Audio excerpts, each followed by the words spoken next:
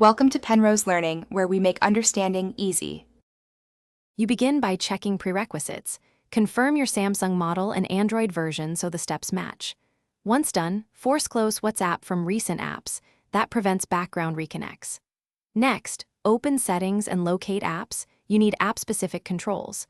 Make sure you have administrator or owner access on the phone because you will change network permissions.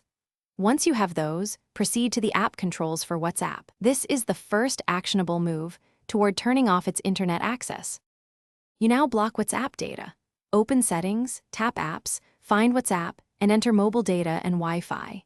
Turn off both mobile data and Wi-Fi permissions for WhatsApp to stop all network traffic.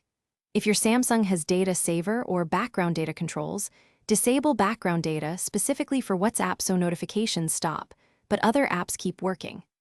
Once done, check battery optimization and device care for additional background network restrictions, because some Samsung customizations override simple toggles. You finish by verifying the block. Open WhatsApp while disconnected and confirm no new messages sync. If WhatsApp remains online, clear the app cache, then reboot the phone to force permission enforcement.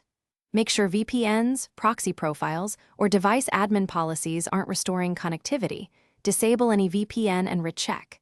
If notifications still arrive, inspect system-level sync and Samsung Secure Wi-Fi features.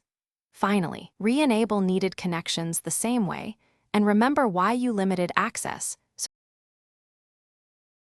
Thanks for watching. If this was helpful, leave a like and consider subscribing. See you next time.